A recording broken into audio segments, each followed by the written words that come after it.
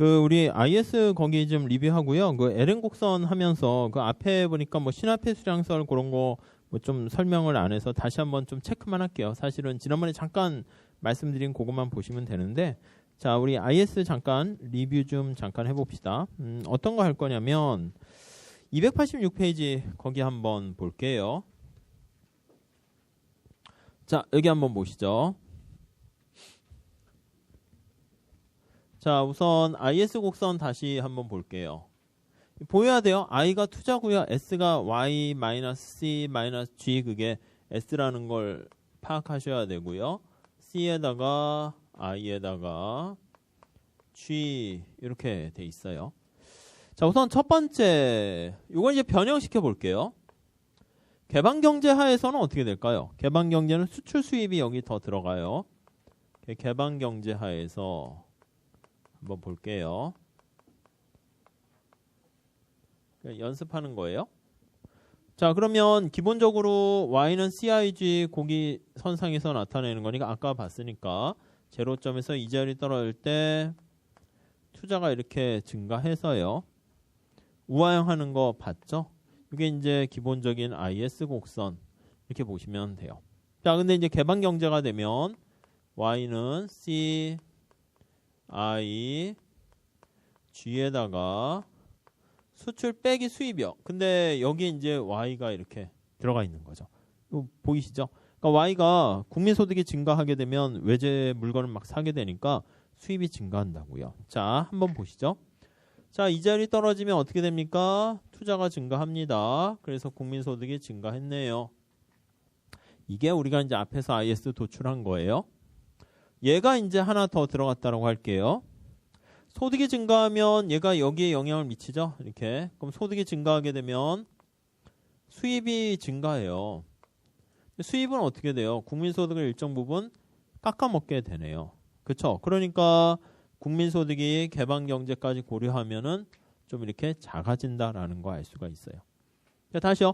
아까는 이게 없어요. 빨갱이가 없어가지고 이자율이 떨어지면 투자가 증가해서 노랭이가 저렇게 증가해서 Y가 증가하는데 빨간 색깔이 이제 더 들어가게 되면 이거는 수입이 증가하게 돼서 누출이 되니까 국민소득의 일정 부분을 깎아먹게 돼요. 자 그러면 이게 없었을 때보다 국민소득이 약간 줄어들게 되니까 개방경제 하에서는 이렇게 빨간 색깔 같이 되는 거 알 수가 있네요. 그러면 IS가 개방경제 하에서는 폐쇄경제보다는 좀 가파르다 이렇게 보시면 되겠죠. 얘가 폐쇄경제. 폐쇄경제는 수출 수입이 없다 이렇게 보시면 돼요. 그렇죠? 이거 잘 한번 보시고. 자 다음에 286페이지 거기 볼게요. 유발 투자가 존재할 때 한번 볼까요? 그러니까 여기다가 약간 모형을 좀 확장하면서 변형시키는 거예요. 그러니까 이제 기본 뿌리는 똑같고요. 그럼 약간 돌연변이식으로 만드는 거죠. 유발 투자는 이제 소득 유발 투자 생각하시면 돼요. 그래서 1번 해볼게요. 거기 뭐 2번 볼게요. 만약 유발 투자가 존재하면, 그러니까 이자율의 유발은 아니죠. 원래 이자율이 있으니까. 여기다 쓰면 C, I, 물론 여기 Y 없습니까? 있죠. 근데 있다고 친 거야. 이게 승수 효과까지 다 감안한 거죠. 근데 여기서는 그게 포인트 아니니까 그건 뺀 거고요. 그러니까 R이고 Y가 여기에 또 있어요. G 이렇게 있습니다. 자 다시요. 여기 보면 투자가 이자율에만 영향받는 게 아니라 여기 Y에도 영향받아요. 그래서 이게 뭐에 유발되냐? 소득에 유발된다 해서 소득 유발 투자를 고려시 이렇게 보시면 되겠어요. 그렇죠? 요거 하나 더 들어간 거예요. Y 하나. 자 Y가 없었을 때 어떻게 됩니까? 보면 이자율이 떨어졌어요. 투자가 증가해서 Y가 증가. 이게 이제 기본 세팅이에요. 위에 거나 밑에 거 똑같아요. 이자율이 떨어지니까 Y가 증가해서 우하향하는 거. 할만하죠? 그러니까 언제나 그냥 Y는 CIG 써놓으시고요. 외치세요. 외친 다음에 그거 잘 보시면서 뭐 하나 더 덧붙인 거예요. 그러니까 Y가 증가했는데 이게 유발 투자니까 얘가 여기에 충격을 이제 준다니까요. 그래서 이것도 그냥 쓸까요? 지저분해져서 안 했는데 여기에 충격을 주는 거죠.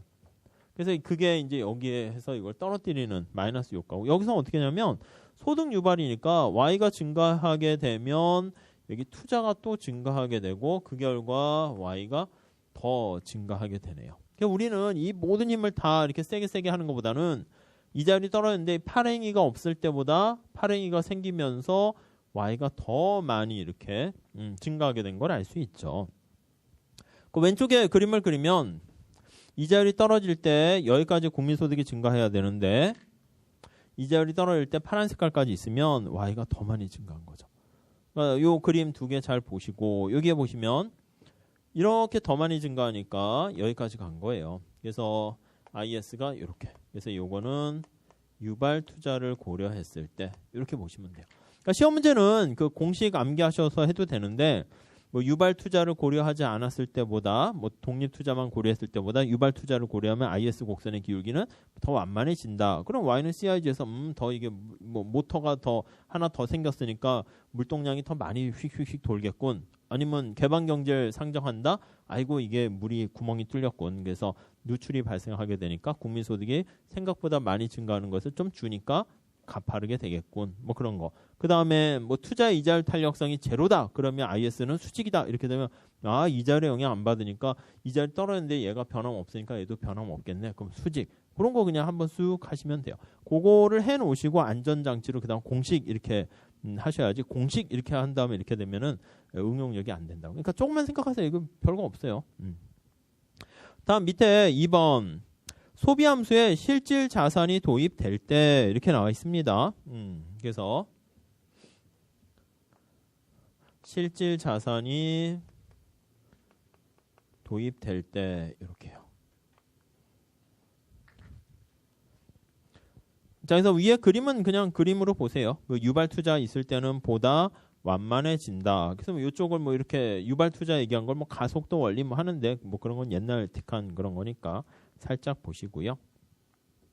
자, 이자율이 떨어졌어요. 이자율이 떨어졌는데 Y, C 이게 실질 자산이에요. 실질 자산이 뭐 P분의 그다음 에셋 이렇게 하는데 이자율이 떨어지면 국채 가격은 당연히 그 반비례 관계니까 아까 여기 뭐가 있냐면 M하고 B와 K 이게 들어가 있어요. 그래서 여기 보시면 B 그다음에 M 그다음 K 이런 게 다 들어가 있어요. B를 이제 국채 가격에서 뭐 또 R분의 이렇게 하는데 그냥 거기까지 할 건 아니고요. I, G 이렇게 돼 있어요. 이자율이 떨어지게 되면은 얘가 증가해서 얘가 증가합니다. 이게 이제 원래 그 얘기예요. 근데 이제 실질 자산이 증가했다라고 하면은 이자율이 떨어지면서 얘가 이제 실질 부가 하나 증가하는 거예요. 그래서 소비가 증가해서 얘가 증가한다. 이게 파란 색깔이 하나 더 생긴 거예요. 자, 다시 책에서도 설명이 잘 나와 있는데 책에서는 그냥 이렇게 화살표로 할 수는 없으니까 그렇게 그냥 그나마 하긴 했는데 그냥 여기다 그냥 바로 표시하세요. 위에 나와 있는 파란 색깔 연두 색깔 표시는 이자율이 떨어져서 투자가 증가해서 총수요가 증가해서 Y가 증가한 노란 색깔 그걸 표현한 것이고 거기 추가적인 효과가 하나 더 붙었잖아요. 파란 부분이. 그래서 이자율이 떨어지니까 실질 부가 증가해요. 그래서 채권 가격이 이렇게 증가하게 되면 우리가 부자가 되는 거야. 부자가 되니까 소비가 증가해서 Y가 증가한다. 파란 색깔 경로가 더 생겼어요. 그러니까 이게 소득을 증가시키는 경로가 더 생길수록 기울기는 완만해지고요. 위에 나와 있는 것처럼 뭔가 누출과 관련된 소득을 증가시키지 않고 깎아먹는 게 생길수록 기울기는 소득이 많이 증가 안 하니까 좀 가팔라지고요. 그 정도만 체크하시면 될 것 같습니다. 자, 그래서 1번 볼게요. 소비함수에 실질 자산이 도입되면 그 파란 색깔로 표현된 부분이 추가적으로 발생한다. 추가적이라는 게 이게 좀 여기선 좋은 거네요. 국민소득을 증가시키는 효과네요. 자, 그래서 2번 볼게요. 이자율이 하락할 때 일반적인 경우 국민소득이 Y0에서 Y1까지 증가해서 오른쪽에 그림 있죠? 진한 자주색인가? 아무튼 그게 있네요. 그렇게 도출되고요. 3번 실질 자산이 도입되면 국민소득이 Y2까지 더 많이 증가하는 거예요. 그래서 그게 핑크네요. 그래서 그 핑크 색깔 IS2에 그렇게 있네요. 그래서 완만한 IS가 도출된다. 이렇게 보시면 될 것 같습니다. 아까 뭐라고요? 가파른 걸 이동시킬수록 좋다고 그랬죠. 그러니까 4번 같이 실질 자산이 도입되면 IS가 완만해져요. 그러니까 완만한 거 이동시키면 별로 효과가 없어요. 그래서 재정정책은 효과가 좀 더 떨어지고 저 다른 정책, 금융 정책이 효과적이다. 그거 별표하시죠. 그런 게 사실 이제 우리 문제에서 자주 나오는 건데 여기 나와 있는 ISLM의 기울기 뭐 그런 것들만 잘 이해되시면 그런 거 조금만 연습하시면 충분히 해결할 수가 있을 겁니다. 자, 그 정도 정리하시면 될 것 같고. 그러니까 오른쪽에 나와 있는 것처럼 뭐 총수요, 총공급 이렇게 해서 할 수는 없어요. 시험장에서는 빨리빨리 이렇게 풀어야 되기 때문에 이렇게 그냥 Y는 CIG 써놓으시고 그 안에서 이게 얼마나 영향 미치는가 그런 거 생각하시면 되겠어요. 넘어갈게요. 다음 화폐시장 볼게요. 화폐시장 LM 한번 볼게요. LM. 자, 화폐시장의 균형입니다. 자, 그래서 1번에 보시면 화폐시장의 균형. 화폐시장의 균형은 화폐 수요 공급에서 결정되죠. 그래서 화폐 공급 이렇게 나와 있고요. 아까 그 화폐 공급과 관련된 승수 공식 다시 한번 보시고요.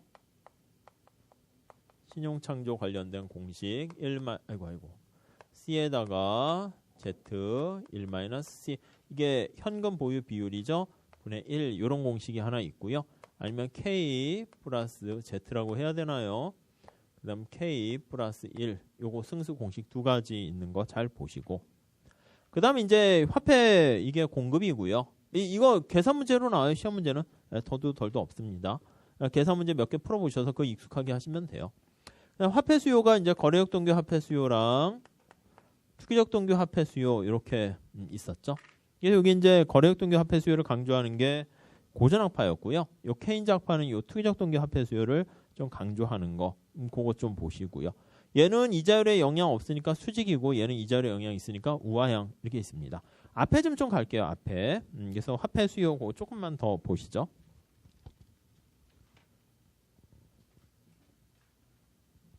자, 책 보시면은요. 그 229페이지 거기 한번 보세요.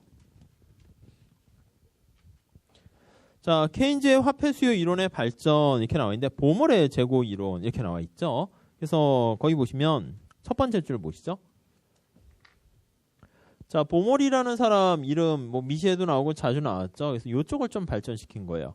이쪽 케인즈 쪽을 이제 더 발전시켰어요. 1번 보세요. 케인즈는 거래적 동기 화폐 수요는 소득에만 영향받고요. 그렇게 영향받는다 가정했지만 실제는 이자율도 영향 미친다라고 본 거예요. 그래서 케인즈는 이렇게만 얘기했는데 야 거래를 할 때 이자율도 영향 미치지 않겠냐 해서 이걸 좀 더 확대시킨 거예요. 뭐라고 하냐면 이렇게 해요. 변수로 집어넣은 거죠. 근데 거래를 할 때 이자율이 큰 영향 미친다라고 하면 좀 그렇죠. 케인즈 얘기를 너무 뒤집는 거니까 케인즈가 너무 그냥 심플한 거면 거기서 현실에서는 조금 이렇게 좀 이렇게 모형을 확대 발전시켜서 얘도 이자율에 영향 미칠 수 있지 않을까? 이렇게 얘기를 한 거예요. 자, 그래서 거기 보시면 2번 개인들이 화폐를 거래적 동기로 보유하는 이유가 두 가지가 뭐 있었는데 거기 간단한 거 보시면 수익과 지출 간의 시간적 격차 그래서 재고를 보유 밑줄 치죠. 이게 경영학이나 재무관리에서도 뭐 자주 나온다 그랬죠. 화폐를 하나의 재고 보유에 대해서 접근하는 거예요. 그래서 이게 거래적 목적이죠. 화폐를 재고로 간주하여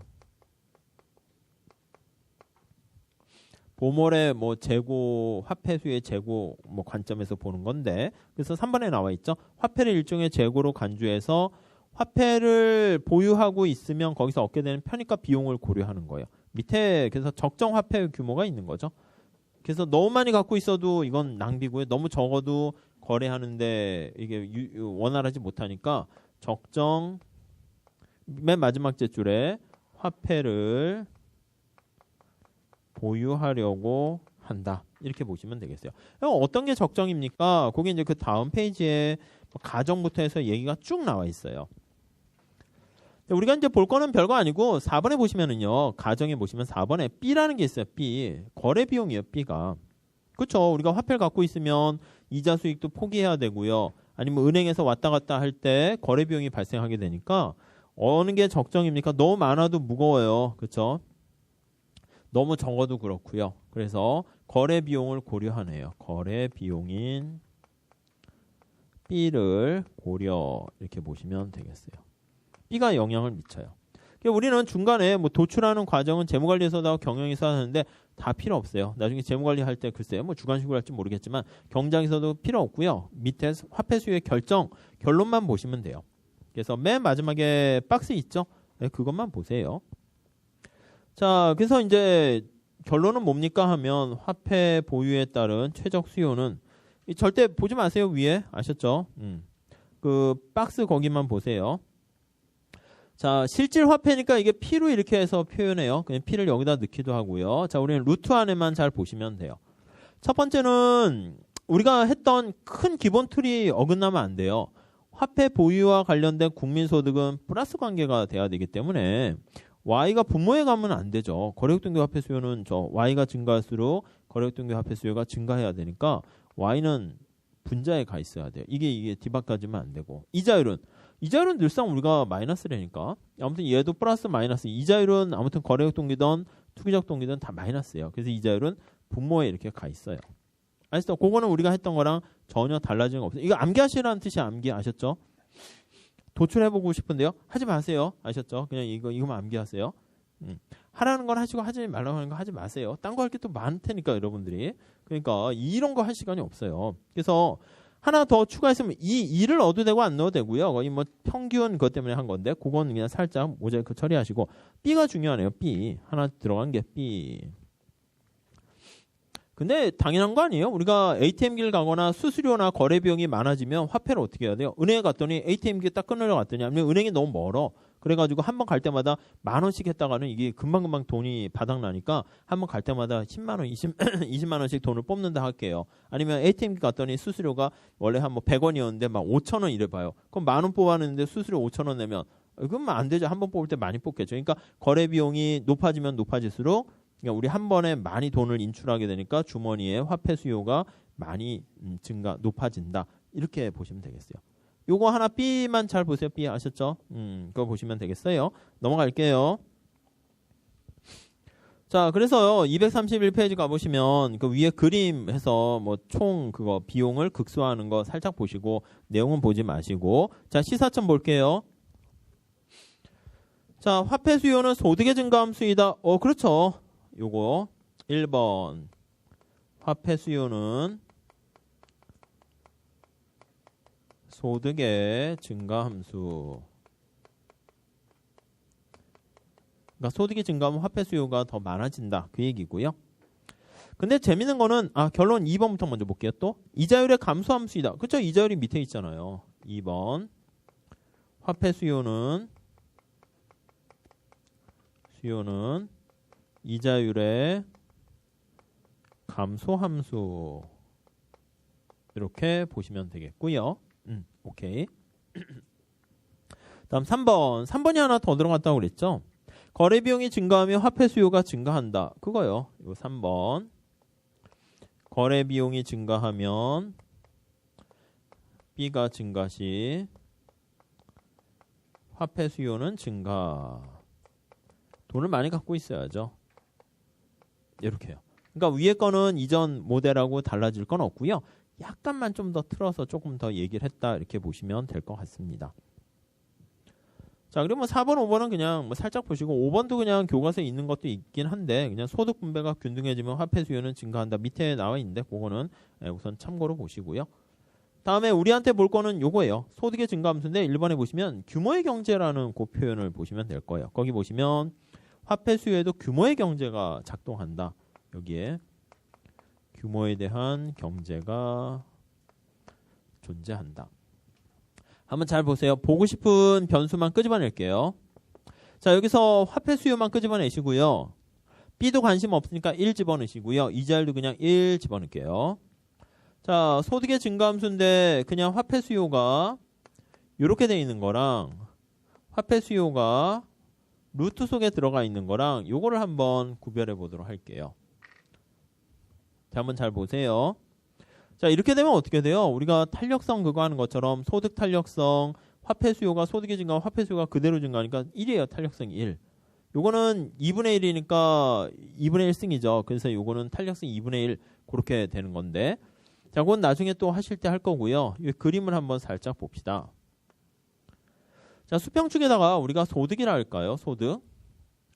여기다 화폐 수요를 할까요? 아니면 뭐 여기다 해도 되고, 아니면 그래요, 이렇게 합시다. 화폐 수요 이렇게.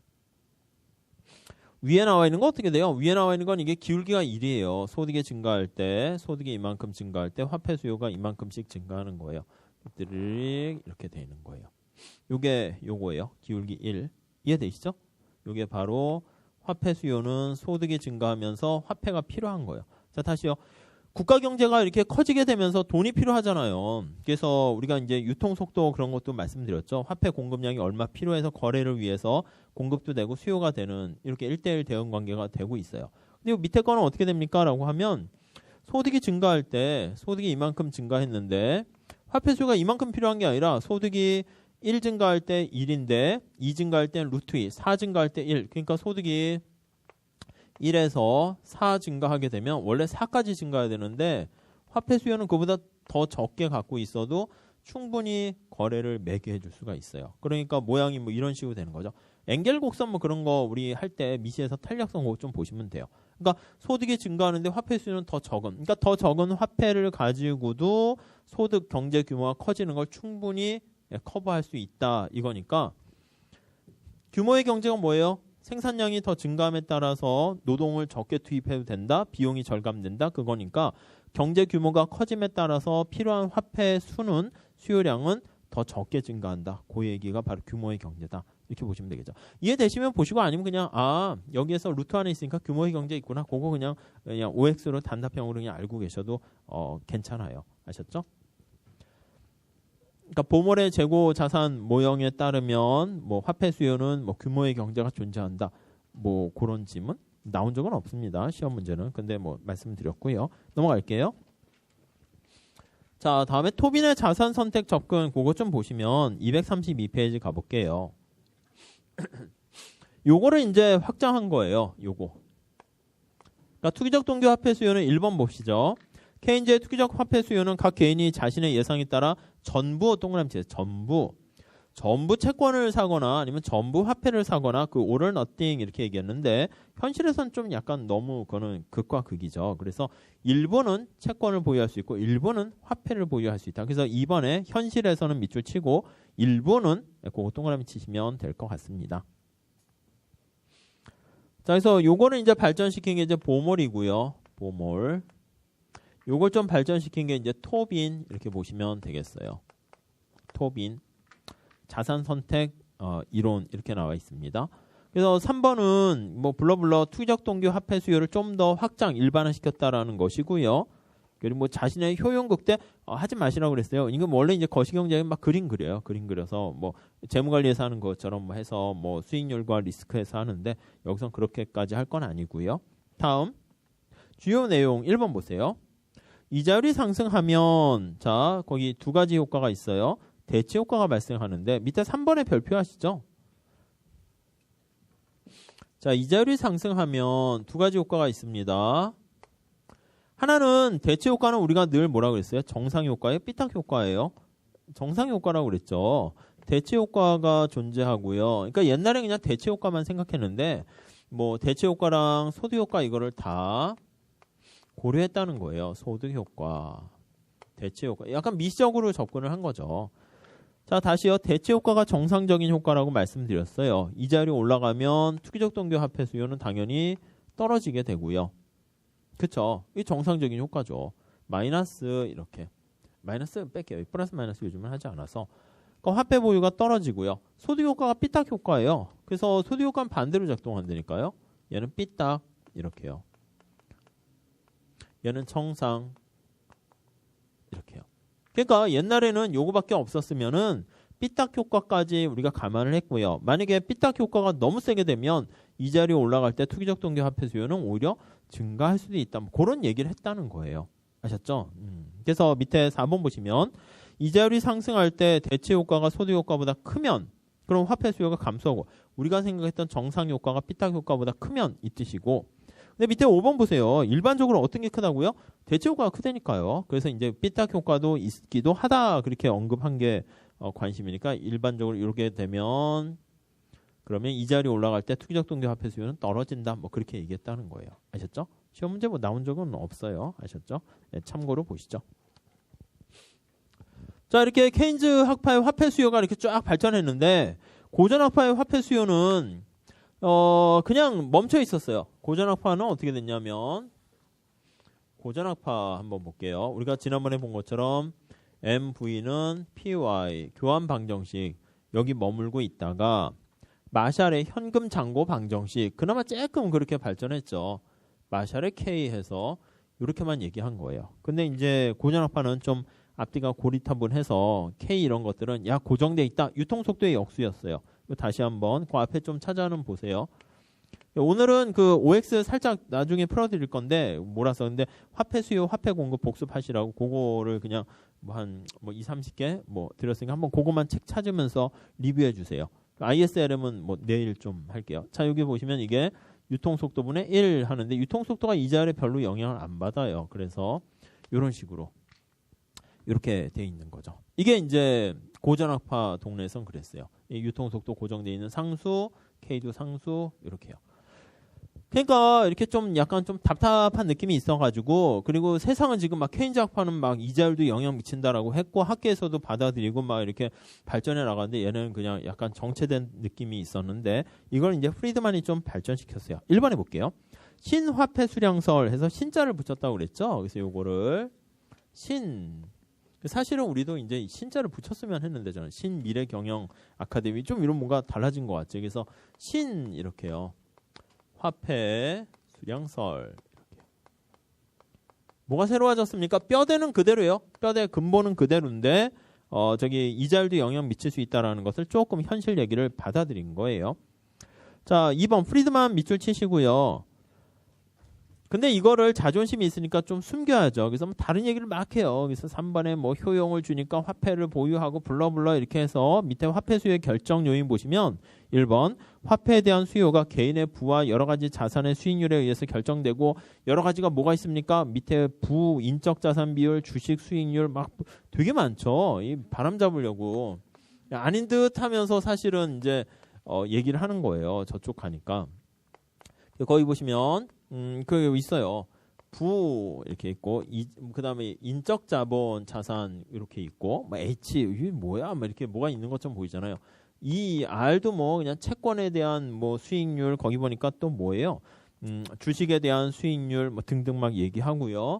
예상 물가 상승률 막 이런 것도 집어넣고요. 그다음 또 U는 뭐예요? 개인의 선호 막 이렇게 막 얘기를 하고요. 막 이렇게. 근데 사실은 이렇게 쭉 얘기하지만 자 밑에 거기 볼게요. 3번.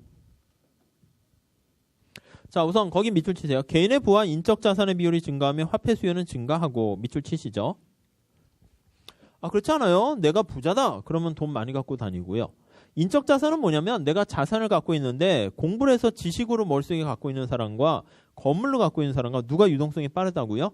건물은 그냥 금방 팔면 돼요. 근데 지식으로 갖고 있는 사람은 이걸 지식을 어떻게 이게 어떻게 강의를 하거나 아니면 책을 쓰거나 해서 그걸 팔아가지고 뭐 일을 해가지고 해야 되는 거니까 인적 자산이 많이 있는 사람은 어떻게 되면 화폐는 많이 들고 다니면 돼요. 근데 만약에 그냥 그렇지 않은 비인적 자산을 갖고 있는 사람은 그냥 그걸 잠깐 팔면 유동성이 커지니까 뭐 내가 갖고 있는 게 글쎄 보이는 게 칠판이다 이런 거 팔 수 있잖아요. 뭐 많은 돈은 안 되겠네. 이거 어디다 쓰긴 할까. 아무튼 근데 그렇게 하면 금방 화폐로 전환이 가능해요.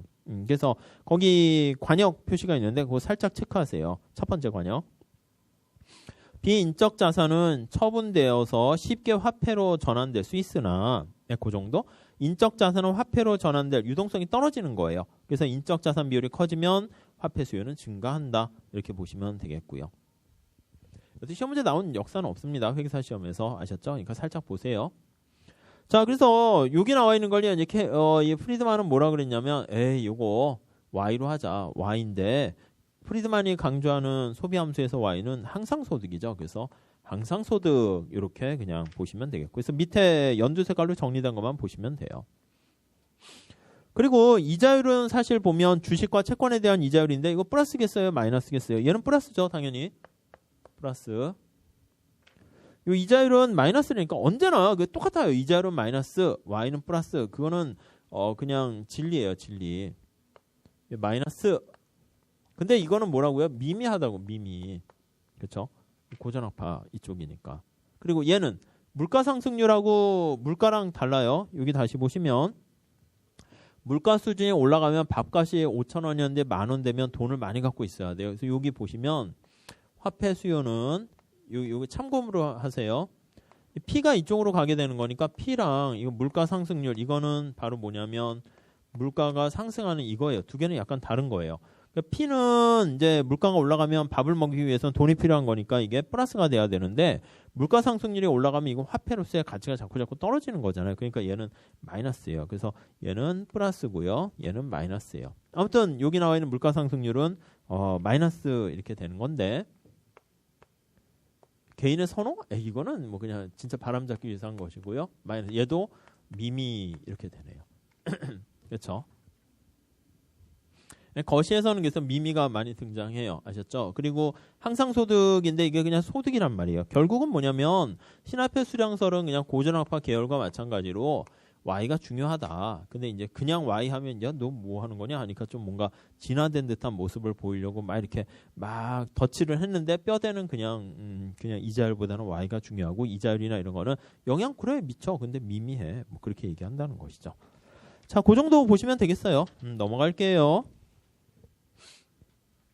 그래서 이제 거기 뭐 쭉 나와 있는데 5번 프리드만은 해서 화폐 수요는 요 Y로 이렇게 끄집어낸 거예요. 그럼 항상 소득이라는 거 그걸 강조했을 뿐이고요. 그러니까 문제 풀 때는 첫 번째는 이게 막 이런 걸 막 물어보지 않아요. 인적 자산이 막 늘어날수록 그런 것까지 나온 적은 회계사실은 별로 없고요. 화폐 수요를 둘이 뭉치라고 이렇게 좀 물어보긴 해요. 그러니까 크게 보시면 돼요. 1번 볼게요. 그 3번에. 고전학파는 유통 속도가 상수라고 가정해서 안 변해요. 요거 고정돼 있다니까요. 이게 유통 속도라든가 마샬의 K 다 고정돼 있다니까. 근데 신화폐 수량설은 유통 속도 변할 수 있지. 원래 뭐 어떤 거라고요? 플러스로 변하는 거예요. 플러스. 그래야지 요 K가 마이너스 이렇게 되겠죠. 근데 변하는데 미미 이렇게요.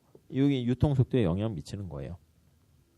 자, 그래서 3번에 2번에 보시면 거기 나와 있죠. 매우 미미 뭐지 책에도 있네요. 미미가 있어요. 찾으셔야 돼요. 미미를. 3번.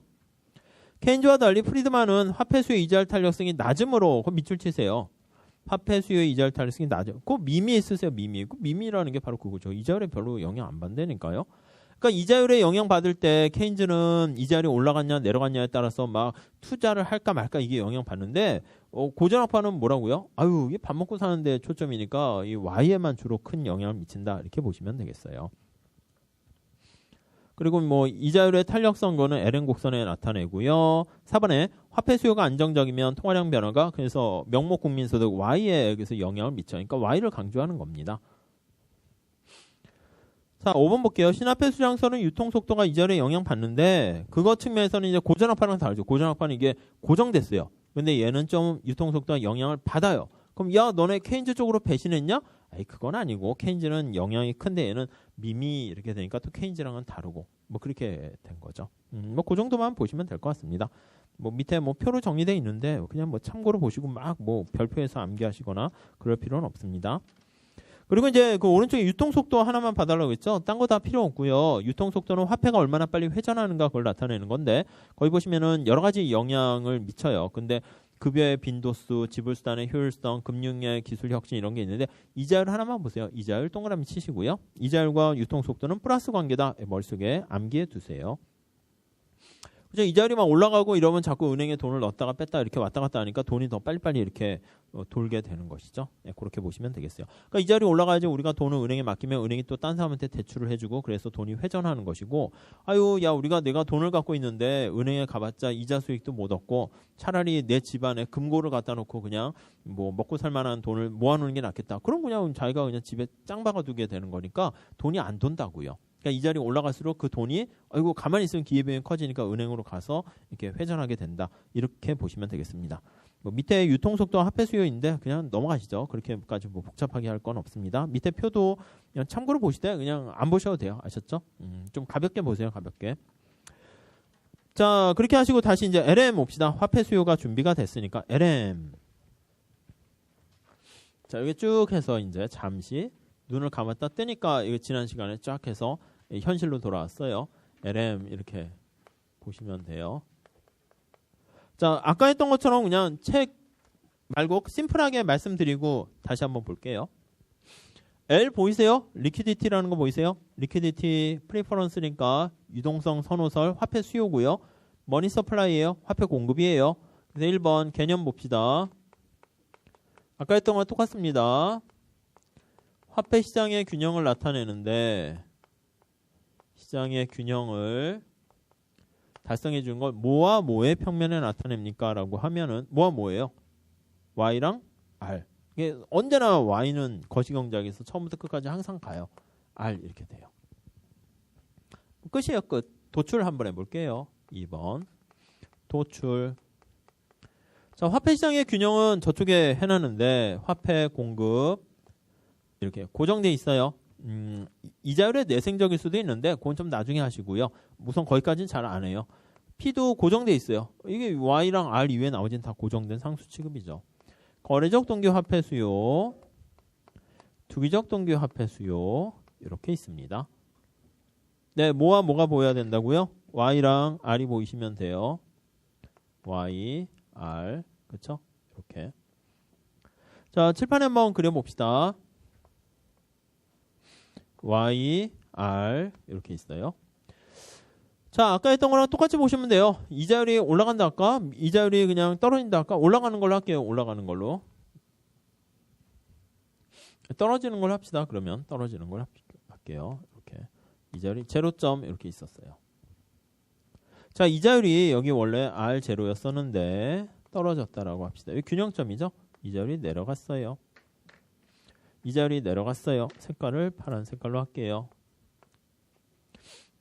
자, 이자율이 내려가면 어떤 일이 발생해요? 잘 보세요. 균형이에요. 이게 왼쪽 오른쪽 맞아요. 근데 얘는 어떻게 돼? 얘도 고정되고 얘도 고정됐으니까 이쪽은 아예 완전 그냥 고정이에요. 픽스된 거예요. 고정. 안 움직여요. 그렇죠? 딱 돌덩이 같이 바위덩어리 같이 돼 있는 걸로 보세요. 그리고 이자율이 떨어졌어요. 그럼 투기적 동기 화폐 수요는 증가하네요. 보이시죠? 여기 쭉 올라가요. 얘는 안 움직이는데 이자율이 떨어지는 충격에 대해서 투기적 동기 화폐 수요가 올라가니까 이쪽 부분이 쑥 올라가요. 이권 부등호는 이권이 깨지고 어떻게 돼요? 이게 이렇게 오른쪽이 커지죠. 이쪽이 올라갔으니까 이렇게. 그러면 얘가 뭐 조정이 되면 사실 모르겠는데 얘가 안 조정되고 우리의 관심사는 얘네 둘이 관계니까 야 Y 네가 좀 어떻게 좀 처리해 출동해 이렇게 한 거예요. 어떻게 Y가 출동해야 될까요? 이쪽에 내려가야 되잖아요. 이게 올라간 만큼 이게 내려가야 되는데 내려가려면 Y도 내려가야죠. 이 플러스 관계니까. 그래서 얘가 내려간다라는 거 알 수가 있네요. 자, 다시요. 이 뭐 복잡해 보이는데 그다음 제가 이렇게 화살표 표시해서 그냥 복잡해 보일 뿐이고 이 안에서의 그 역학관계, 힘의 관계만 좀 잘 보세요. 자, 다시요. 이자율이 떨어졌는데 그때 균형을 맞추는데 국민소득이 증가하면 아까 한 것처럼 LM은 우하향할 것이고요.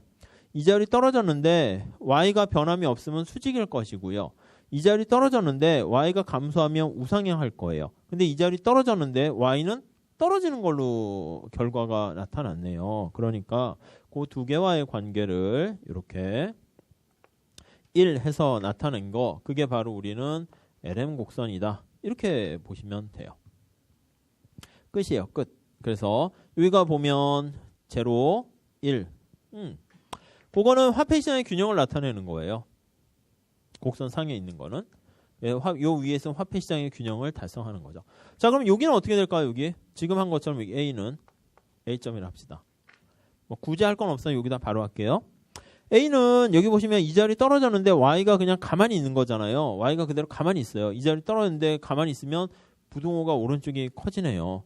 이쪽은 화폐 공급이에요, 수요예요? 수요죠, 수요. 그러니까 A점은 어떻게 됐습니까? 라고 하면 위에 그림으로 따지면 부등호가 오른쪽이 커지는 상황이니까 A는 화폐 공급보다 화폐 수요가 더 큰 상태가 되고요. 그래서 이걸 이제 초과 수요가 존재하는 상태다. 이렇게 보시면 되겠어요.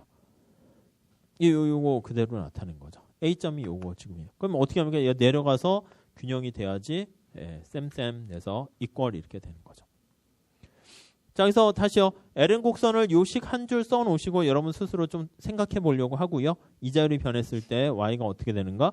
이자율이 떨어졌는데 y가 그대로 가만히 있으면, 이자율이 떨어졌는데 y가 가만히 있으면 A 상태가 되면 부등호가 오른쪽에 크니까 화폐 시장에 초과 수요가 발생하는 것이고요. 그러니까 y가 감소해서 이퀄이 되면 그때 이제 다시 균형 이렇게 되는 거고, 위에는 초과 공급. 그러니까 시험 문제는 가끔 나오는데 IS와 ln 곡선 위에 있으면 전부 다 초과 공급이다 이렇게 보시면 돼요. 얘는 화폐 시장의 초과 공급, IS는 생산물 시장의 초과 공급. 그렇게요. 다음에 이동 볼게요.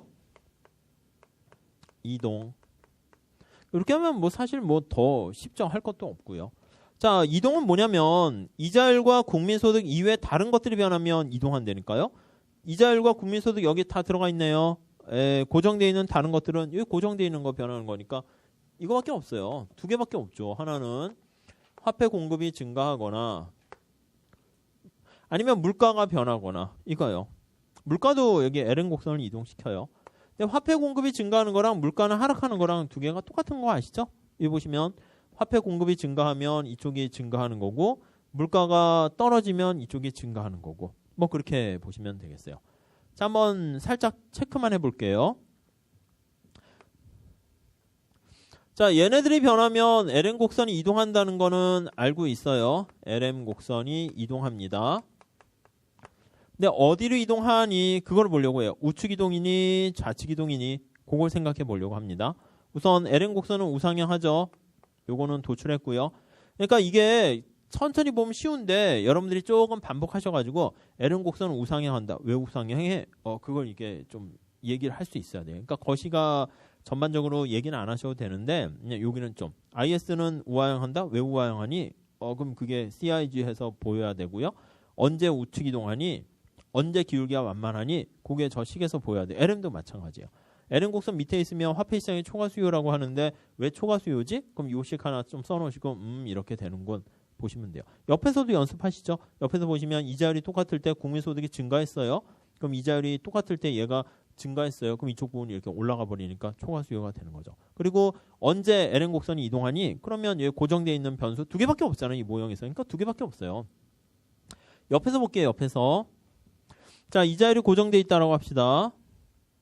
그러니까 이동하는 건 알겠는데 우측이니 좌측이니 그걸 찾는 거예요. 옆에서 볼게요. 이자율은 고정되어 있어요. 언제나 식을 써놓으시라니까요. 식. 그래서 써놓을게요. 화폐 공급, 거래역 동기 화폐 수요, 투기적 동기 화폐 수요 이렇게 있습니다. 옆에 1번 시각에서 보면 자, 이자율을 고정시켜서 보는 거예요. 이자율을 고정시킨다면 자, 고정됐으니까 얘를 고정시켜요. 그쵸? 자, 근데 저기 나와 있는 것처럼 통화량이 증가했습니다. 통화량이 증가했어요. 그럼 부등호가 어떻게 돼요? 얘가 이렇게 커져요. 다시요. 얘는 고정되어 있고 평화하는 상태예요. 근데 통화량이 증가하면 이게 올라간단 말이에요. 그러면 이자율이 근데 자고 있어. 이게 그냥 조용히 그냥 고정되어 있는 거예요. 그럼 어떻게 야 Y 네가 나가서 좀 해치워. 균형으로 맞춰줘 세상을. 그러면 Y가 어떻게 해야 균형이 되겠어요?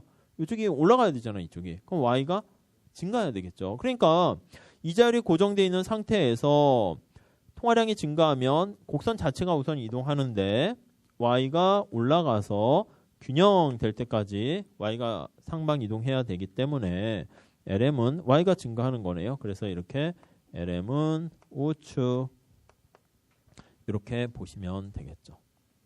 이게 끝이에요. 끝. 머릿속에 이제 이렇게 하신 다음에 나중에 문제 풀 때는 정부가 중앙은행이 통화량을 증가시켰다. 그때 뭐가 어떻게 됩니까? 그럼 그냥 LM이 우측 이동해서 IS랑 같이 해서 뭐 이자율이 어떻게 되고 소득이 어떻게 되고 그렇게 얘기를 할 거예요. 그리고 똑같은 메커니즘이 뭐냐면 여기요. 물가가 하락하게 되면 LM이 이동하게 되는데 둘 다 우측으로 이동한다. 이렇게 밑에서 보면 이게 하방 이동 이렇게 되는 건데 뭐 같은 얘기예요. 근데 우측 좌측 이렇게 그냥 하시면 좋겠어요. 원래는 이제 LM은 이제 화폐 시장이니까 Y가 증가하는 것보다 이자율이 좀 더 빨리 움직이겠죠. 이자율은 오락내락이 더 빠르니까. 그래서 하방 이동 그게 좀 좋긴 하지만 그냥 상관없어요. 우리는 다 변화한 이유를 보는 거니까 그냥 우측 이렇게 보시면 되겠어요. 고개고 이동 이렇게 보시면 되겠고. 하나만 더 할게요. 기울기 볼게요. 기울기. 그러니까 기울기까지 딱 하게 되면은 이제 다 끝나는 거예요. ISLM 다. 재밌지 않으세요? 재미없어요? 그냥 조금만 하면 재미있을 거예요. 아셨죠? 기울기 이렇게요. 그 다음에 기본 이론은 그냥 이렇게 쭉 하신 다음에 그다음 거시는 거듭 말씀드리는데 문제를 되게 많이 풀어보셔야 돼요. 그리고 문제가 이제 거시는 워낙 복잡하고 다양한 변수니까 또 문제가 또 좋지 않은 문제도 많아요. 그래서 출제자도 헷갈리기도 하고 뭐 그러니까 어쩔 수 없어. 우리가 이제 출제자의 취지까지 보고 맞춰야 되니까 뭐 막 하면서 뭐 이런 문제도 있고 저런 문제도 있고 좋은 것도 있고 어려운 것도 있고 약간 애매모호한 것도 있고 막 푼 다음에 그냥 감각을 좀 이렇게 키우시면 돼요. 아셨죠? 미시랑은 좀 달라요. 미시는 딱 목적식 제약식 해가지고 탁탁 기계적으로 딱딱 되는 세상이면 거시는 좀 약간 이렇게 뭐 그런 거죠. 자, 기울기 한번 봅시다. 이거 하나 딱 써놓고 째려보세요. 독서실에서도 보면 멍 때리기 뭐 대회가 지난번에 뭐 열리는 것 같은데 그래서 멍 때리시면 안 되지만 이렇게 딱 써놓고 그냥 얘를 그냥 자꾸 쳐다보셔야 돼요. 그래야지 익숙하게 되는 거죠. 아셨죠? 막 말을 걸 거예요. 정신이 이상해진 건가? 아무튼 자꾸 이렇게 쳐다보면 그냥 친근해지는 거예요. 친근해지면 얘도 대화하고 야 너는 뭐 아무튼 이렇게 자, 잘 보시죠. 자, 여기 y고요. 이자율이고요. 우선 뺄게요. 이자율 올라가는 걸로 합시다. 자, 한번 보세요. 이자율이 만약에 올라가는 걸로 할까요? 올라가는 걸로 한번 봅시다. 올라갔어요. 이자율이 올라갔어요. 그럼 투기적 동기 화폐 수요가 내려갔어요. 그렇죠? 얘가 안 움직인다는 거 잘 보셔야 돼요. 계속 얘기하지만 얘 안 움직여요. 고정 이렇게 항상 돼 있어요. 자, 그런데 만약에 뭐 올라가는 걸로 해도 상관없죠. 내려가는 올라가는 상관없으니까. 올라갔는데 자, 여기 보시면 이 자리 올라가는데 얘가 이렇게 변화했어요. 그럼 이만큼 변화하니까 y가 이만큼 올라가야죠. 그래서 y가 이만큼 올라가서 ln 곡선은 우상향 이렇게 된다고요. 자, 그런데 자, 이 자리 올라갔거든요. 근데 고전학파는 어떻게 돼요? 고전학파는 투기적 동기 화폐 수요가 미미하다고요. 투기적 동기 화폐 수요 찔끔 이렇게 감소했어요. 자, 이게 올라갔는데 얘가 찔끔 감소하면 찔끔 내려가니까 y가 찔끔 이렇게 올라가면 되겠죠. 그래서 균형 이렇게 되는 거예요. 화살표 길이로 보세요. 방향은 어쨌든 우리의 관심사는 아니고 기울기라는 것은 탄력성, 그 화살표 길이 그걸 나타내요. 자, 이 자리에 올라갔어요. 근데 얘가 엄청나게 내려가는 거야, 이렇게. 그럼 얘가 엄청 내려앉았으니까 y도 엄청나게 올라가야 되는 거죠. 이렇게요. 세 개 차이 보이세요? 이 자리에 올라간 거는 똑같이 맞췄어요. 좀 길다 화내지 마시고 이렇게 똑같이 있어요. 근데 얘가 적당하게 얘는 많이 감소하고 얘는 찔끔 감소했어요. 그러니까 얘가 찔끔 감소하니까 우리의 관심사는 이 자율에 대해서 y가 어떻게 되는가를 여기다 표현 나타내는데 이 자리에 올라갔는데 y가 찔끔 올라갔어요. 그러니까 이 자리에 올라갔는데 y가 찔끔이니까 요만큼만 증가했어요. 요만큼. 그렇죠? 노란 색깔은 이만큼이고요. 빨간 색깔은 이 자리 똑같이 올라가는데 엄청나게 많이 증가했으니까 이렇게 많이 증가했다라는 거 알 수가 있네요. 세 개 다 보시죠. 이자율의 상승이라는 그 충격에 대해서 y가 파랭이 같은 경우에는 찔끔 증가했고요. LM이 가파르네요. LM이 가파. 노랭이 같은 경우에는 LM이 조금 그냥 적당하게 뭐 약간 우상향 이렇게 있고 빨갱이 같은 경우에는 이 뭐 LM 곡선이 엄청나게 완만 이렇게 되는 거 알 수가 있겠네요. 내려가는 걸로 해도 똑같아요. 내려가는 걸로 해도 내려가는데 얘는 쬐끔 감소, 얘는 많이 감소하고 빨간색 건 아주 많이 감소하고 이렇게 보시면 되겠어요. 자, 그러면 세 개를 또 뭐라고 표현할 수 있습니까? 라고 하면 이자율에 대해서 투기적 동기 화폐 수요가 얼마나 민감하게 반응하는가 그걸 나타내는데 우선 고전학파는 어떻게 된다고요? 세 가지 색깔 중에서 어떤 게 고전학파 색깔이에요? 이자율에 대해 별로 영향 안 받아요. 왜냐하면 그냥 거래력 동기 화폐 수요를 강조하니까 그렇죠. 아무튼 요거 균형을 맞춰줘야 되는데 요게 이제 고전학파에 가까운 생각이 되고요.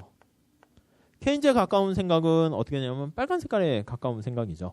빨간 색깔에 이렇게 가까운 생각이 되는 거 알 수가 있겠네요. 그래서 요거를 뭐라고 합니까? 라고 하면 가만히 보시면 그냥 화폐 수요에 대한 이자율 탄력성 얘기하기는 좀 그렇고요. 그래도 되는데 투기적 동기에 이렇게 붙이면 좋겠죠. 투기적 화폐 수요가 화폐 수요의 이자율 탄력성이 크면 클수록 이쪽이 클수록이죠. 클수록 고전학파에 가까워져서 아이고 반대로 됐네요. 작으면 작을수록 고전학파에 가까워져서 기울기 가파르고 이렇게 이자율 탄력성이 크면 클수록 이자율의 영향을 많이 받는다는 거잖아요. 그렇게 되면은 K인제에 가까워지니까 LN 곡선은 완만해진다. 이렇게 보시면 되겠죠. 그러니까 오늘은 잘 복습하셔야 돼요. 그래서 IS와 LN 곡선 이렇게 백지에 쓰시고 LM이 뭐지? 이렇게 백지에다 스스로 좀 도출하시고 기울기까지 그리고 학파별로 기울기가 완만한지 가파른지 거기까지 이렇게 스스로 쫙 하시면은 충분히 다 된 거예요. 아셨죠? 자, 책 보시면서 다시 한번 볼게요. 이쪽으로 오시죠. 자, 화폐시장의 균형 나와 있는데 거기 1번 보세요. 이거 그냥 쓰시면 되겠죠. 이걸로 그냥 활용을 할게요. 재활용하시죠. 이거 쫙 하고. 이렇게. 자, 1번. 화폐시장의 균형은 화폐 수요와 공급이 일치하는 상태에서 결정된다. 요거요. 요 화폐 수요를 구체적으로 이제 다시 한번 썼어요. 거기 보시면 K는 거기 보시면 K는 Y 이렇게 있네요. Y 이렇게 돼 있고요. 그래서 Y가 거래역 동기 화폐 수요인데 그거에 얼마나 민감한가 그 기울기, 뭐 탄력성이 정확한 표현이지만 그리고 여기 R에 대해서는 HR 이렇게 해놓습니다. 보통 그 맹큐나 정우창 교수님 책이 이렇게 비슷하게 돼 있어가지고 그냥 요 식 그냥 암기하셔도 상관없어요. 근데 식보다는 저렇게 하시고 그 다음에 하시는 게 좀 좋겠어요. K와 H는 다 0보다 크고요. 그래서 이자율 앞에는 마이너스라는 것은 이자율의 투기적 동기 화폐 수요는 마이너스다. 그거를 뜻합니다. 3번 볼게요. K와 H가 각각 국민소득 Y랑 이자율이 영향 미치는 건데 K는 소득 탄력성, R은 이자율 탄력성 그렇게 보시면 돼요. 원래 이제 로고 쓰여가지고 표현하는 건데 그냥 그렇게 보셔도 될 것 같고요. 자, 관역 거기 보시면 물가는 외생적이다. 그렇죠. 물가는 여기 관심 없으니까 고정돼 있다. 이렇게 보시면 되겠고요. 화폐 공급도 외생적이다. 이 왼쪽을 다 고정시킨 거예요. 얘도 외생적, 얘도 고추어져 있다. 이렇게. 4번에 나와 있는 표현이 그거예요. 통화 공급은 중앙은행의 외생적. 그리고 밑에 물가도 외생적. 자, LN 곡선 도출 한번 봅시다. 1번. LN 곡선이란 화폐 시장 균형 어떤 조합? 이자율과 국민소득의 조합을 나타낸다. 국민소득과 이자율 이렇게 쓰는 게 좀 좋아요. 왜냐하면 수평이 국민소득 Y니까. 다음 2번. 국민소득이 증가하면 거래역 동기 화폐 수요가 증가하니까 화폐 수요 곡선이 우측 이동하게 된다. 이렇게 나와 있고요. 밑에 오른쪽 가보시면 도출 나와 있는데 그거 한번 볼게요. 여기다 그릴게요. 여기다 그린 게 낫겠네요. 여기다 이렇게 그려요. 자, 왼쪽은 화폐시장이에요. 화폐시장. 아셨죠? 화폐시장이고 여기다 LN 곡선을 도출하려고 그래요. 자, 왜 옆에다 그렸냐면 수직축의 변수인 이자율이 똑같아요. 여기도 이자율이죠. 여기도 이자율이죠. 이렇게요. 자, 하나의 균형점을 잡아볼게요. 화폐 공급이고요. 화폐 수요 그냥 직선으로 합시다. 그냥 이렇게 곡선으로 그려도 되지만. 자, 여기 보시면 화폐 수요니까 화폐 수요 L이라고 해서 리퀴디티에서 L 써놨는데 화폐 수요로 보시고요. YR 이렇게 있어요. 이 화폐 공급이에요. 이거 고정돼 있죠. 이렇게. 자, 그래서 이제 거기 보시면 여기가 Y0 해서 여기 제로점. 여기 책에는 2점 이렇게 나와 있어요. 여기도 R0, 제로점. 여기가 Y0, R0 이렇게 돼 있어요. 아이고, 이거 화폐라고 그래야죠. 죄송해요. 화폐 공급 P0 이렇게 나와 있어요. 여기 보시면 R과 Y 평면에 나타나는 게 여기예요. 그래서 이걸 맞춰서 그리려고 그래요. 점점점점점 해서 여기에 대응되는 게 Y가 Y0점, 여기가 0점, R0점 이렇게 있습니다.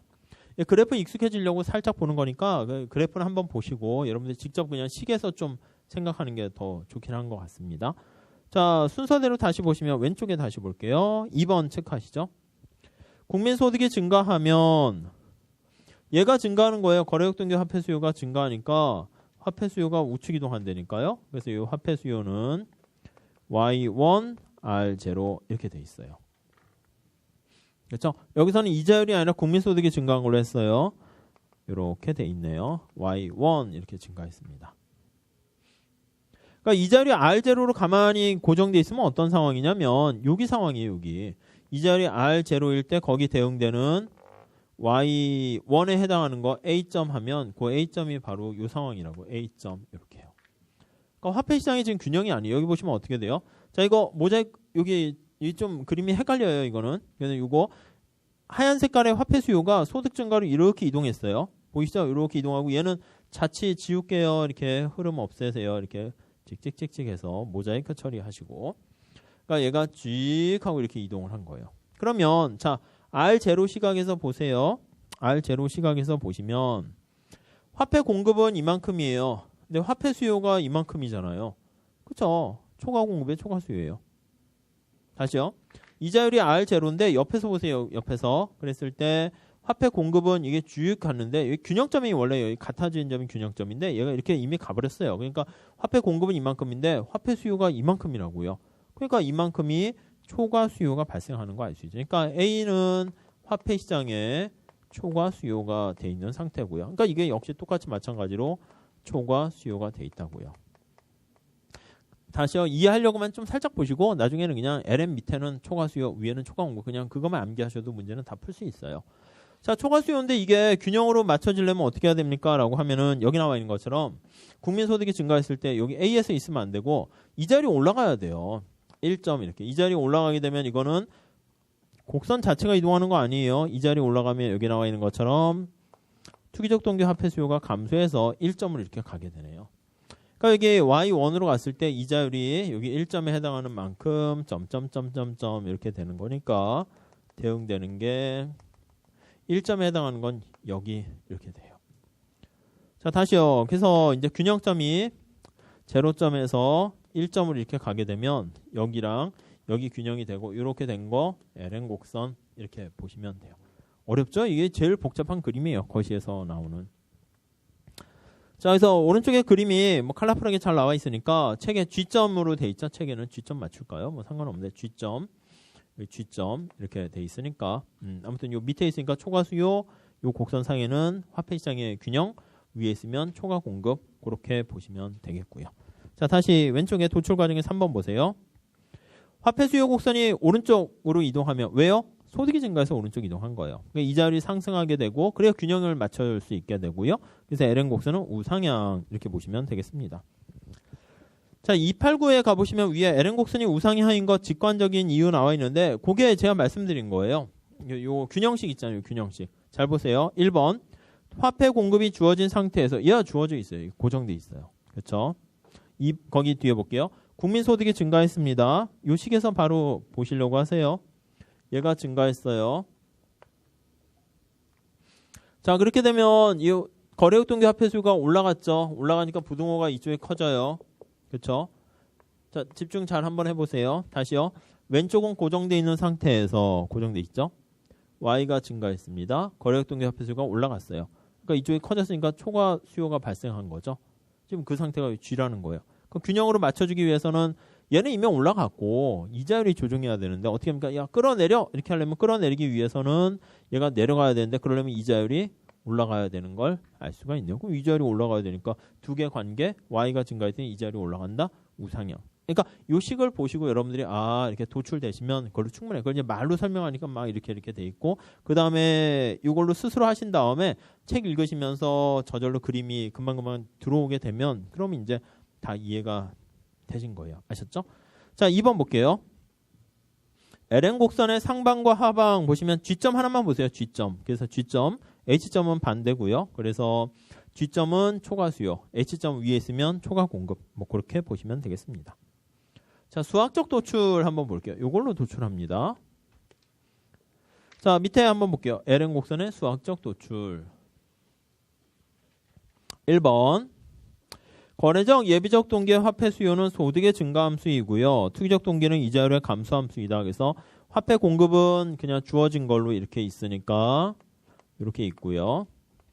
그리고 화폐 수요는 거기 나와 있는 것처럼 화폐 수요 이렇게 썼어요. HR 이렇게요. 끝이에요. 끝. 이게 다 도출한 거예요. 이게 도출이죠, 뭐. 근데 이제 표현을 어떻게 나타내느냐에 따라서 달라져요. 다음 페이지 가볼게요. 자, 그래서 290페이지 가볼게요. 화폐 시장의 균형과 LM 곡선 하면 요게 그냥 도출된 거예요. 근데 칠판에 우리가 이제 어떻게 표현을 하냐면 다시 정리하면 이자율이 이제 Y의 수직축이고요. Y가 이제 수평축이고 이렇게 하니까 요걸 R로 그냥 정리하시면 되겠죠. 왜냐하면 요렇게 돼 있어서 그래요. 그래서 요거를 R로 정리하면 이렇게요. 저기 연두 색깔 박스 쳐 있는 거 있죠? 그냥 그거 암기하셔도 돼요. 암기하시는 게 편하면 그걸로 하시고, 물론 이해는 좀 하셔야 되고, 얘가 1, 2 넘어가면 되죠. 1, 2 넘어가고 H로 나눠주면 되네요. 그래서 H분의 K 이렇게 돼 있고, 그 다음에 Y 이렇게 돼 있고요. 이 기울기네요, 기울기. 그 다음 나머지 잔챙이 H분의 1 이렇게 있고, 저기 나와 있는, 아이고, 그대로 쓰시면 되겠죠. 이렇게 보시면 되겠죠. 자, H와 K는 우리가 시작할 때고 다 0보다 크다라고 했어요. 그렇죠? 문제를 좀 어렵게 만들려면 이걸 플러스로 놓고 H는 0보다 작다 이렇게 하는 건데, 그냥 다 0보다 크고 앞에 마이너스를 아예 이렇게 붙였네요. 그러니까 시험 문제 이렇게 낸다고. 시험 문제는 화폐 수요다라고 하면 화폐 수요를 뭐 B1Y 플러스 B2R 이렇게 한다고요. 그럼 B1은 당연히 0보다 커야 되고요. B2는 이자를 감소하니까 0보다 작아야 된다는 거죠. 근데 구체적으로 이렇게 그냥 아예 여기서 끄집어낸 거고요. 여기 기출이 있어요. 아무튼 요거예요, 요거. 왜 기울기예요, 기울기. 기울기. 야, 절편입니다. 절편. 이렇게요. 절편. 네, 그렇게 돼 있습니다. 자, 밑에 박스 밑에 LM의 뭐의 약자인가 나와 있는데 그거 그냥 참고로 보시고요. 자, K가 뭐예요? K. 우선 제일 중요한 건 사실 H예요. H. H가 아까 이쪽에 보시면 여기 있죠. 이자율에 대한 화폐 수요 이자율 탄력성이에요. 그래서 이자율이 탄력적일수록 우선 나중에는 기계적으로 하시게 될 거예요. 뭐냐면 케인즈는 유동성 함정을 강조하고 이쪽을 강조하고, 그러니까 이자율의 탄력성이 클수록 그러면 LM은 수평에 가깝다 이렇게 하고 문제를 이렇게 풀게 될 건데, 그 과정을 좀 보는 거예요. 그래서 H가 크면 클수록 여기다 정리해 드릴게요. H가 클수록 기울기는 어떻게 돼요? 기울기는 이 분모에 있네요. 기울기는 1만 이렇게 보시면 되겠죠. 그렇죠? 결론이에요, 결론. 자, 오른쪽 봅시다. 오른쪽. 그래서 기울기 나와 있어요. 1번에 보세요. LM의 기울기는 마샬의 K. 그래서 K라고 썼나 봐요. 화폐 수요의 이자율 탄력성, 그게 H 이렇게 돼 있습니다. 기울기는 K가 작을수록, 그러니까 고전압화 힘이 약할수록 그런 뜻이죠. 유통속도랑 K랑 반대니까 유통속도가 클수록, 그거보다는 밑에가 더 우선 중요해요. H라는 화폐 수요 이자율 탄력성이 클수록 LM 곡선은 평평 탄력적이다 이렇게 보시면 되겠어요. 그래서 2번에도 그 얘기 나와 있죠. LM 곡선의 기울기와 관련돼서 가장 논란이 되는 게 H예요. H. 그래서 고전압파는 어떻게 돼요? 고전압파는 그냥 이것만 강조하니까 이게 아예 없다고 해볼게요. 없으면 어떻게 해요? H가 변해도 아예 변화 없어요. H가 변해서 이자율이 오락내락 해도요. H가 빵이라고 하면, 잠깐만요. 이렇게 볼게요. 극단적인 고전압파는 H가 빵이다라고 하면은요. 이거는 이자율에 대한 거래역 동계 화폐 수요만 있지 투기적 동계 화폐 수요가 없는 거예요. 그럼 이자율이 막 올라가거나 내려가거나 해도 이쪽에 아예 없으니까 Y는 그대로 가만히 있어요. 이게 뭐예요? 이자율이 오락내락 해도 LM 곡선이 수직 이렇게 되는 거예요. 이건 뭐냐면 이자율이 오락내락 해도 Y가 변화 없으니까 수직 이렇게 되는 거죠. 케인즈는 얘가 굉장히 중요하다니까요. 케인즈는 이걸 강조해요. 이쪽이 오히려 그냥 거의 제로에 가깝고요. 얘가 굉장히 커요. 크다는 건 H값이 커야 되죠. K값이 작고. 그래서 케인즈는 H가 거의 무한대에 가까운 거예요. 그게 엄청 크다는 거죠. 그렇게 되면 이게 이자율이 조금만 변해도 Y가 엄청나게 변하는 거예요. 기울기의 역수 그렇게 보셔도 되고요. 아무튼 이자율이 조금만 변해도 갑자기 내가 돈을 엄청 갖고 있어, 몇백억. 근데 금리가 0.001% 올라가도요. 바로 그 돈 가지고 탁 넣었다가 바로 빼면은 그럼 이제 얼마 절대 금액의 떼돈을 벌게 되는 거죠. 그러니까 이자율이 찔끔만 올라가도요. Y가 엄청나게 이렇게 많이 올라간다고. 굉장히 민감하게 되는 거죠. 왜냐면 균형을 맞추려면 Y가 많이 가야 돼. 그래서 이자율이 조금만 올라가도 얘가 엄청 하니까 거의 LM이 수평, 이게 이제 케인즈가 되는 거죠. 그래서 얘는 LM이 수평, 그리고 얘는 LM이 수직 이렇게. 그러니까 이게 조금만 이게 오늘 하는 게 그래도 약간 헷갈려요. 좀 보신 다음에 나중에 기계적으로 암기하시게 될 거예요. 그다음 딱딱딱 이렇게 푸시면 되니까 둘 다 좀 잘 봐두시죠. 자, 뭐 그렇게 보시면 되겠고요. 또 헷갈릴 거 없습니다. 왜냐하면 이자율이고 소득 앞에 붙은 게 K, 당연히 K는 마샬의 K, 거래액 등교 화폐수에 언제나 K 앞에 요거 Y가 붙어 있으니까 K가 분자, 그러니까 H는 밑으로 내려가야죠. 그러니까 기울기도 헷갈릴 필요는 좀 헷갈리거나 그러지는 않을 거예요. 그래서 공식 해도 되고 수식 쓰셔도 되고 약간 직관적으로 보셔도 좋을 것 같고요. 다음 밑에 심층 연구는요. 좀 뭐 나중에 할 거예요. 뭐 별로 복잡한 건 아닌데 여기 볼게요. 그러면 이거 그대로 이용하시면 돼요. 밑에 그림이 잘 나와 있는데 화폐 공급이 요거 한번 보세요. 요거 화폐 공급이 이거는 수직이에요. 그 외생적이다 이렇게 돼 있는 거예요. 여기다 정리해드리면 화폐 공급이 공급 곡선이 수직이면 이자율에 영향을 받지 않는다는 거예요. 영향이 없음. 이자율에 대해서 우리는 영향 안 받는다. 외생적이다. 이렇게 표현한다고요. 근데 만약에 화폐 공급이 이자율에 영향 받으면 우리가 뭐라 그랬냐면 이자율이 올라가면 사람들이 현금 보유를 줄이고요. 은행에 돈을 넣으면 그걸 이제 승수 신용창조를 하게 되는 거니까 통화량이 증가한다고요. 그렇게 되면 이게 우상향하는 걸로 할 수 있겠죠. 이렇게. 이게 우상향하면 여기다 써드리면 화폐 공급 곡선이 우상향하면 이자율이 증가할수록 화폐 공급이 증가한다는 얘기죠. 그렇죠? 그래서 이자율이 증가시 이자율이 상승했을 때 화폐 공급은 증가하고요. 증가해. 영향 받네요. 그래서 이거를 내생적 이렇게 얘기한다. 내생성이 있다. 이렇게 얘기를 해요. 그렇죠? 풀린 거예요. 풀린 거. 얘는 이자율이 오락내락해도 공급이 그대로 있고요.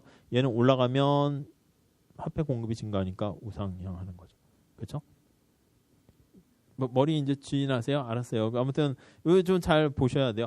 아니 그냥 읽은 거예요. 별거 없어요. 우상향하냐 뭐 수직이냐 뭐 그렇게 표현한 겁니다.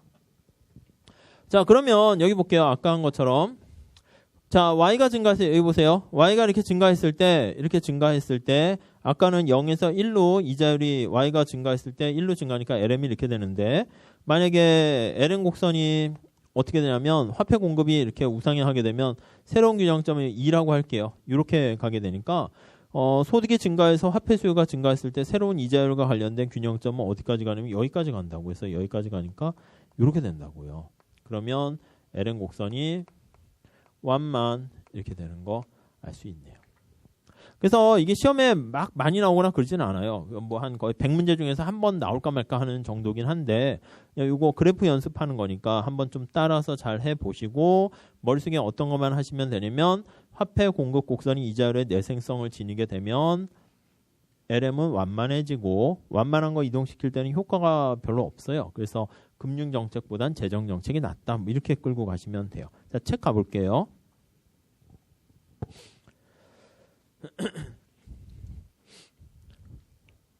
그래서 지난번에 말씀드렸죠. 스마트폰 하지 마시라고. 이 책이 컬러풀해서 다행인데 옛날같이 그냥 흑색, 백색 그냥 그런 스마트폰이 괜찮은데 컬러풀한 거 이렇게 보다가 책이 그냥 검정, 흰색 이렇게 되면은 졸려요. 재미가 없어가지고 자극이 이렇게 센 게 있다가 이렇게 책을 보면은 안 되죠. 그러니까 스마트폰을 끊으셔야 돼요. 아셨죠? 옷도 화려하게 입고 다니면 안 돼. 그래서 화려하지 않고 옆에 친구를 위해서 무채색 그냥 검정 흰색 이런 것만 입고 그래서 늘 우리 세상은 검정 흰색만 있는 책도 그렇게. 근데 요즘 책이 다 컬러풀해져가지고. 자, 그림 바로 밑에 보시면 통화 공급이 이자율의 증가함수면 LM 곡선이 평평해지는 거. 그 오른쪽에 위에 한번 보세요. 통화 공급이 외생적이면 가파른 그런 거고요. 이거. 내생적이면 이렇게 우상향하면 오른쪽 그림이죠. LM이 완만 이렇게 돼 있습니다. 그것만 보시면 되겠습니다. 그래서 완만해지면 거기 맨 마지막 제출 그것 때문에 그런 건데 금융정책의 유효성은 감소하고 재정정책의 유효성은 증가한다. 그것만 좀 체크하시죠. 자, 넘어갈게요. 자, 그래서 이제 극단적인 경우가 292페이지에 나와 있는데 특수한 경우인데 시험 문제는 특수한 경우가 자주 나와요. 그래서 1번 유동성 함정의 별표 5개 하시고요. 자, 2번 고전학파 먼저 볼게요. 자, 2번에 고전학파 보시면 첫 번째 줄에 밑줄 쫙 치시죠. 화폐 수요 이자율 탄력성이 제로다. 이게 느낌이 있어야 돼요. 고전학파는 내가 300만 원 딱 갖고 거의 뭐 250만 원, 아니 3천만 원 연봉 버는 거에서 2,500만 원은 그냥 거래하는 데 쓰고 이자율 그것도 아니에요. 그 저축하는 것도 이자 갖고 투자하려는 게 아니라 그냥 미래를 위한 자본 축적 그거이기 때문에 이자율 탄력성이 거의 제로 이렇게 되는 거죠. 그래서 아까 요거 보시면 얘가 거의 없는 거예요. 그렇죠? 그럼 이자율이 오락내락해도 Y 변화할 요인이 없어요. 그래서 극단적으로 이렇게 되니까 LM은 수직 이렇게 된다고. 그래서 밑에 수직 그렇게 보시면 돼요. 그러니까 말로 이제 뭐 이렇게 나와 있긴 한데 이 식에서 그냥 다 보이셔야 돼요. 다음에 위에 유동성 함정 볼게요. 케인즈는 300억 버는 사람이라고 그랬죠. 그래서 이제 돈이 이자율이 얼마인가 주가 주식시장 그런 거에 실시간에 관심이 있어요. 그래서 첫 번째 줄에 보시면 화폐 수요 이자율 탄력성이 거의 무한대예요. 그러니까 이자율이 조금만 올라도 그렇죠. 여기 보시면 조금만 올라도 이게 엄청나게 변하는 거니까 이자율이 조금만 올라도 많이 변해야 된단 말이에요. 그러니까 LM이 수평에 가깝고요. 밑에 그걸 설명한 게 화폐 수요가 이렇게 수평에 가깝게 돼야 되죠. 그래서 LM 곡선이 수평, 그 녹색깔 돼 있는 거 거기 초점 맞추시면 되겠어요. 이 그림이 이건 조금 어떻게 보면 어려울 수 있어가지고 여러분들이 그냥 우선은 좀 우선 넘어가셔도 상관없고요. 그냥 여기서 그냥 바로 보시면 되겠어요. 그래서 이렇게 되는 경우를 LM 곡선이 수평인 경우를 유동성 함정이다 이렇게 보시면 되고 유동성 함정은 전에 우리가 좀 말씀을 드렸어요. 그러니까 시험 그게 되게 중요해요. 자, 맨 마지막 제줄에 밑줄 치세요. 자, LM 곡선이 수평 그거 체크하시고 그게 이제 유동성 함정 이렇게 돼 있고요. 네, 그렇게 정리하시면 될 것 같습니다. 자, 그래서 언제나 대공황에서 시작해서요. 우리는 앞으로 이렇게 할 거예요. 어떻게 할 거냐면 언제나 케인즈를 기본으로 하세요. 케인즈, 경기 침체, 대공황. 그럼 이제 시작 포인트가 이거예요. 유동성 함정. 유동성 함정에서는 뭐 이자율이 낮아질래야 낮아지는 수준, 최저 수준까지 거의 내려가 버린 거예요. 그래서 LM이 거의 수평 이렇게 돼요. 이게 케인즈예요, 케인즈. 그러니까 LM이 수평이면 IS는 기울기 가파르게 가파 이렇게 보시면 돼요. 이게 케인즈예요. 이걸로 해서 뭐 가파른 거 이동시킬 때 효과가 좋다는 건 다음 챕터에서 볼 거고요. 이렇게 세팅 딱 해놓으시고 고전학파 문제로 하게 되면 고전학파는 이렇게 푸는 거 싫어요. 기분 나빠하지만 케인즈 학파의 반대가 되는 거니까 LM은 가파르고 IS가 완만 그렇게 해서 문제를 푸시면 되겠어요. 자, 다음 293페이지 가볼게요. LM 곡선의 이동 볼게요. 자, 이동은 절편이 변하는 겁니다. 그래서 거기 파란 색깔 거기 잘 째려보시면 H도 약간 변하긴 하네요. 근데 H는 그냥 무시하시고요. M0랑 P0 그게 중요한 거죠. 그래서 2번 가보시죠. 자, 통화량이 증가하거나 물가 수준은 하락하는 걸로 아시죠? 거기서 보면 둘 다 증가하는 걸로 해서 하나는 증가하면 오른쪽, 물가가 증가하면 통화량이 감소한 거죠. 그래서 왼쪽 이렇게 되는데 아무튼 언제 우측 이동입니까? 그걸로 하세요. 언제 우측 이동이냐면 M0인 통화량이 증가하거나 물가가 하락하는 거 이렇게 보시면 되겠습니다. 네, 그렇게 정리하시고요. 밑에 뭐 그림이 나와 있는데 한번 따라서 그냥 보셔도 되고 그냥 안 보셔도 되고 그렇습니다. 넘어갈게요. 자, 294페이지 가볼게요. 자, 5번 한번 체크하세요. 5번에 별표하시죠. 5번. 자, 5번에 보시면은요, LM 곡선이 이동하는 요인들에 대한 몇 가지 얘기가 나오는데, 이거 기출문제거든요. 근데 이렇게 보시면 되겠어요. 참고해서 보시면. 자, 우선 5번 보세요. 신용카드 보급이 활성화되면 신용카드를 많이 써요. 카드가 보급이 증가해요. 뭐 당연히 거의 다 보급이 증가했지만. 자, 그러면 이게 돈을 안 갖고 다녀도 되잖아요. 그렇죠? 그렇죠. 우리가 신용카드 있으면 화폐를 주머니에 넣고 다니지 않아도 되니까 화폐 수요가 감소한다는데 화폐 수요 감소한다는 건요. 이거 뒤집어 얘기하면은 화폐 공급이 증가했다. 이렇게 그냥 생각하시면 돼요. 자, 다시 우리는 머릿속에 화폐 공급이 증가하면 LM이 우측 이동 그렇게 얘기하고 있잖아요. 그러니까 화폐 수요 감소는 화폐 공급 증가 이렇게 해서 머릿속에 생각하시면 되겠어요. 그러면 LM 우측 이동 이렇게 보시면 되겠죠. 다음 또 마찬가지예요. 거기 보시면 정보통신 기술 발달로 거래 비용이 낮아지면 뭐 IT 뭐 핀테크니 이런 것 때문에 아니면 뭐 이렇게 스마트폰으로 다 현금 결제 뭐 등등등 할 수 있으니까 그렇게 되면 이걸 비슷하게 아니면 계좌 이체도 쉽게 할 수 있으니까 이것 때문에 거래 비용이 낮아지게 되면 거기 나와 있는 거죠. 화폐 수요 감소하네요. 이거 다 화폐 공급 증가 이렇게 보시면 돼요. 그래서 LM이 우측 이렇게 보시면 되겠습니다. 이해되세요? 다시요. 화폐 수요 감소는 화폐 공급 증가 이렇게 보시면 되겠고 다음 6번은 그냥 참고로 보세요. 시험 문제는 뭐가 중요하냐면 요거예요. 신용카드 요게 제일 중요합니다. 6번은 금융제도 불안정성이 커져서 금융기관 신뢰성이 떨어지면 사람들이 은행에 맡기기가 뭐하죠? 그러니까 화폐 수요 증가, 그건 뒤집어 얘기하면 화폐 공급 감소. 그래서 LM이 좌측. 그렇게 보시면 되겠어요. 그러니까 화폐 공급으로 이렇게 바꿔가지고 좀 해석하시면은 좀 머릿속에 늘 분량이 좀 작아지게 되겠네요. 자, 다음 이제 조금만 더 하시죠. 밑에 생산물 시장과 화폐 시장의 동시 균형 나와 있습니다. 그래서 밑에 보시면 ISLM 이게 다 나와 있죠. 그래서 IS 곡선 상에 있으면 생산물 시장의 균형이고요. 주인공이 누구라고요? Y랑 R입니다. IS 이 보이셔야 돼요. Y는 CIG 보이셔야 되고 LM 이렇게요. 딱 보시면 여기는 화폐 공급, 화폐 수요, 거래역 동기, 투기적 동기 그거 이렇게 쫙 보이시면 돼요. 그 안에서 여러분들이 이제 버무리면서 이렇게 다 집약을 시키셔야 되는 거예요. 자, 2번 IS는 생산물 시장의 균형, LM은 화폐 시장의 균형이니까 그게 교차하는 점에서는 IS와 LM 곡선 상에 있죠. 여기 있으면 어떻게 돼요? 여기요. 요거 뭐냐? A점이라 할게요. A는. LM 곡선 상에 있으니까 화폐 시장의 균형은 돼요. 여기 다시 보세요. LM 곡선 상에 있으니까 화폐 시장의 균형은 되고 IS 곡선에서는 이탈됐죠. 그러니까 LM을 싹 지우면 위에 있으니까 생산물 시장에서는 초과 뭐예요?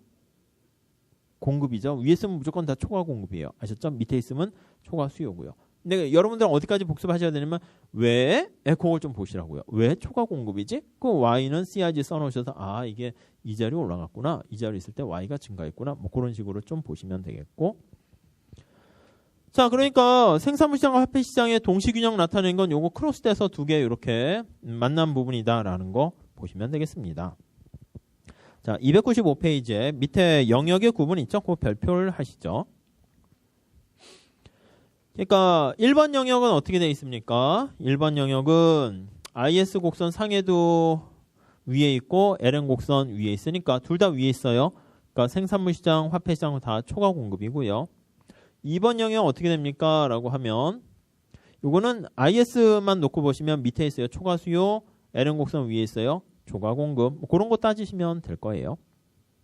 자, 불균형의 조정 나와 있는데 그냥 그건 넘어가시죠. 뭐 그냥 다 조정되는 거라 보시면 되는데 IS인 경우에는 밑에 그림 보시면 생산물 시장이니까 Y가 조정된다고요. 그래서 수평으로 왔다 갔다 하고 화폐 시장에서는 이자율이 여기서 결정되죠. 이자율이 빠르게 변한다고요. 그래서 화폐 시장에서는 초과 수요, 초과 공급이 있을 때 이자율이 더 빨리 움직인다. 뭐 그런 건데 그냥 뭐 동태적인 과정 밑에 설명하려고 하는데 이건 문제로 만들긴 좀 그래요. 그래서 넘어가시면 될 것 같습니다. 자, 그래서 그 296페이지도 그냥 넘어가세요. 보지 마시고 아셨죠? 그래서 단지 영역 구분된 거 초과 공급이냐 초과 수요냐 그 정도 보시면 될 것 같고요. 그 밑에 그 296페이지 보시면 균형으로 조정 과정할 때 1번만 살짝 체크하세요.